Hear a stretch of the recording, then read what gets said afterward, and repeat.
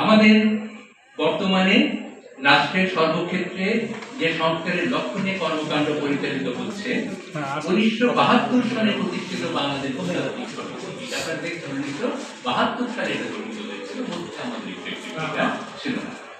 আমরাও এই যে সংস্কারের লক্ষ্য নিয়ে কর্মকাণ্ড পরিচালিত হচ্ছে সেখানে অবদান রাখতে চাই, দেশের উন্নয়নে ভূমিকা রাখতে চাই, আরো বেশি ভূমিকা রাখতে চাই, ভূমিকা রাখছি আরো বেশি ভূমিকা রাখতে চাই। আপনারা সকলে অবগত রয়েছেন যে বাংলাদেশের ভূতাত্ত্বিকগণ বিভিন্ন সংস্থা, বিশ্ববিদ্যালয়, প্রতিষ্ঠানে কর্মরত থেকে দেশ গঠনে অবদান রাখছেন এবং আরো অনেক ক্ষেত্রে এই পেশাজীবীদের অবদান রাখার সুযোগ রয়েছে। ভূতত্ত্বের সহজ ডেফিনেশন হচ্ছে geology is a science which deals with structure, composition and history of earth. পৃথিবী নিয়ে ভূতত্ত্ব কাজ করে, অর্থাৎ বিজ্ঞানের একটি শাখা যেখানে পৃথিবীর গঠন, পৃথিবী পৃষ্ঠ থেকে পৃথিবীর কেন্দ্র পর্যন্ত, এখানে কিন্তু আপনার যত ধরনের খনিজ সম্পদ আছে, গোল্ড থেকে শুরু করে আমাদের তেল, গ্যাস, কয়লা, আয়রন, যত ধরনের খনিজ আছে এই সব কিছুই হচ্ছে এই ভূতাত্ত্বিক স্টাডির মধ্যে। এর বাইরে হচ্ছে যে পৃথিবীর অতীত ইতিহাস এবং কিভাবে পৃথিবীতে পরিবর্তন হচ্ছে, কারণ এই পরিবর্তনগুলোর সঙ্গে অনেক দুর্যোগেরও সম্পৃক্ততা রয়েছে। কাজে এই পরিবর্তনগুলো জানার জন্য ভূতাত্ত্বিক জ্ঞানের প্রয়োজন রয়েছে। তো আমরা খুব সহজ করে যদি বলি যে তেল, গ্যাস সহ বিভিন্ন খনিজ সম্পদের সম্ভাব্যতা, নদীর গতি প্রকৃতি নির্ধারণ, ভূমিকম্প, নদী ভাঙন, ভূমিধসের মতো প্রাকৃতিক দুর্যোগের সম্ভাবনা, ভূপরিস্থ ভূগর্ভস্থ পানির বৈশিষ্ট্য নির্ধারণ করে এটার ট্যাক্সি ব্যবহার, এই ধরনের সমীক্ষা ও ট্যাক্সি ব্যবহারের বিশ্লেষণ এই ভূতাত্ত্বিক বিজ্ঞান করে থাকে এবং এতে অগ্রণী ভূমিকা পালনের দায়িত্ব জ্বালানি ও খনিজ সম্পদের অনুসন্ধান ও আহরণ। আমরা পৃথিবী পৃষ্ঠ ও ভূগর্ভের প্রাকৃতিক সম্পদ আহরণ করি, ব্যবহার করি।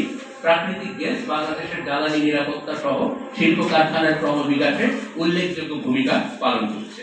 শহরাঞ্চলে গৃহস্থালির জ্বালানি চাহিদা মেটানো থেকে শুরু করে বিদ্যুৎ উৎপাদন, যানবাহন, শিল্প কারখানার জ্বালানি উৎস হিসেবে আমাদের ভূখণ্ড হতে আহরিত এই প্রাকৃতিক গ্যাস অবদান রাখছে।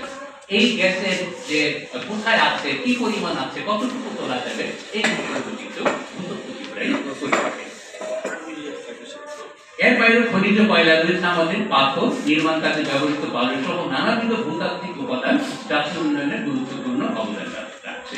আকরিক লোহা সহ মূল্যবান খনিজ ধাতু অনুসন্ধান ও আহরণেও বাংলাদেশের ভূতাত্ত্বিক জ্ঞান প্রয়োগ বৃদ্ধির সুবিধা রয়েছে, কারণ সুযোগ রয়েছে। এখানে আমাদের পটেনশিয়ালিটি আছে, আমরা যদি আরো স্টাডি করতে পারি আমরা হয়তো অনেক মূল্যবান ধাতু বা আকরিক আমরা পাবো আমাদের এই ভূখণ্ডে। প্রাকৃতিক দুর্যোগ এখানে অত্যন্ত গুরুত্বপূর্ণ। ভূমিকম্প, নদী ভাঙন। ভূমিকম্পের বিষয়টা আপনারা জানেন যে আমরা বাংলাদেশে ছোট ছোট ভূমিকম্প আমরা ফেস করলেও এখন পর্যন্ত বড় ভূমিকম্প ফেস করিনি, কিন্তু বড় ভূমিকম্পের সম্ভাবনা কিন্তু সকল সময় রয়েছে। কাজে এই ভূমিকম্পের বিষয়ে স্টাডিটা অত্যন্ত গুরুত্বপূর্ণ। ভূমিকম্প, নদী ভাঙন, বন্যা, ভূমিধস সহ বিভিন্ন প্রাকৃতিক দুর্যোগের সম্ভাবনা, পূর্বাভাস, প্রতিকার ও ব্যবস্থাপনায় প্রয়োগ করা হয় ভূতাত্ত্বিক সমীক্ষা ও জ্ঞান, যা প্রত্যক্ষ কিংবা পরোক্ষভাবে জীবনমান উন্নয়নে ভূমিকা রাখে। বড় মাত্রার ভূমিকম্পের ঝুঁকিতে থাকা বাংলাদেশের ভূমিকম্পের সম্ভাব্যতা সমীক্ষায় ভূতাত্ত্বিক জ্ঞান বৃদ্ধির বিকল্প নেই।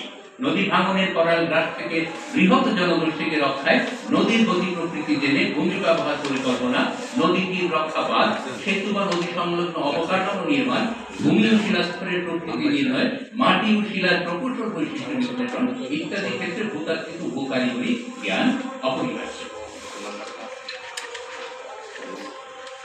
প্লাবন ভূমির শ্রেণীবিন্যাস, আমাদের যে পাঠ্যগুলো আছে, ঢালের মাত্রা, ক্ষয় ও পরিসঞ্চয়ের প্রক্রিয়া, আমাদের নদী দিয়ে প্রচুর সেডিমেন্ট আসে, এই প্রক্রিয়াগুলো বিশ্লেষণ করে নদীর গতিপথ ও পরিবর্তনের ভবিষ্যৎ পূর্বাভাস দিতে ভূতাত্ত্বিক জ্ঞান প্রয়োজনীয়। নদীগুলোর গন্তব্য বঙ্গোপসাগরে হওয়ায় মোহনা অঞ্চলের ভূ প্রক্রিয়া, আমাদের যে ডেল্টা, বদ্বীপ গঠন ও জোয়ার ভাটার গতি প্রকৃতি বোঝা নদী গবেষণায় অপরিহার্য। নদী পরিবাহিত পলির আকার, গঠন, পরিবহন ও সঞ্চয়ের ধরন বিশ্লেষণ করে নদী ভাঙন ও নদীতলের স্থিতিশীলতা মূল্যায়নে ভূতত্ত্ববিদগণ অগ্রণী ভূমিকা পালন করে। আমরা যদি নদীর গতি প্রকৃতি সম্পর্কে না বুঝে যদি আমরা ইঞ্জিনিয়ারিং স্ট্রাকচারগুলো করি, এগুলো টেকসই হয় না, এগুলো তা আমাদের দেশে এই ভূতাত্ত্বিক জ্ঞানের প্রয়োগটা এখনো ওইভাবে হচ্ছে না, ফলে অনেক প্রযুক্তি আমাদের টেকসই হচ্ছে। পানি সম্পদের টেকসই ব্যবহার। আমরা জানি পানীয় শিল্প কারখানা ও কৃষিজ সেচ কাজে ব্যবহৃত পানির প্রধানতম উৎস হচ্ছে ভূগর্ভস্থ পানি। আমাদের বাংলাদেশে আমরা ড্রিঙ্কিং ওয়াটার হিসেবে প্রায় 97-98% পানি নেই ভূগর্ভস্থ পানি থেকে।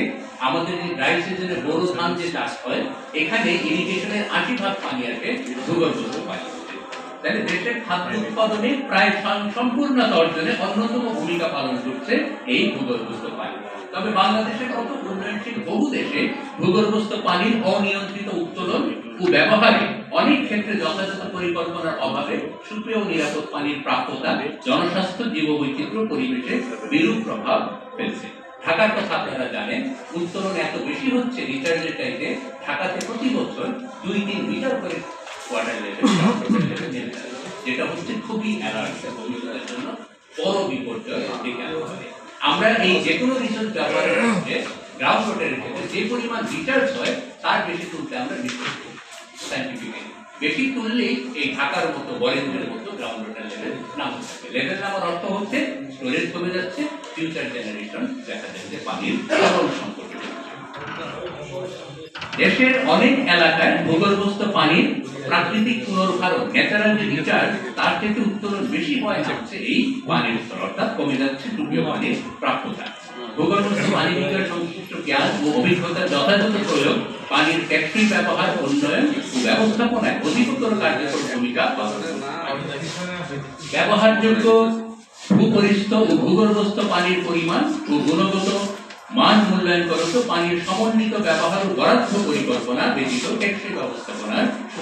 আমাদের পানির ডিমান্ড বাড়ছে কিন্তু পানির পরিমাণ কিন্তু বাড়ছে না, এটা আমাদের মাথায় রাখতে হবে যে পানির সুষ্ঠু ব্যবহার করতে হবে। সুপেয় ও নিরাপদ পানির অবলম্বন রাখে ভূগর্ভস্থ পানির নিয়ন্ত্রিত পুনর্ভরণের ক্ষেত্রে ভূতাত্ত্বিক জ্ঞানের প্রয়োজন অপরিহার্য। আমরা এখন বলছি বৃষ্টির পানি বেশি করে সারফেসে এবং সাবসারফেসে ধরে রাখতে ভবিষ্যতের চাহিদা যাতে ঘাটতি না হয়, এক্ষেত্রে কিন্তু ভূতাত্ত্বিক জ্ঞান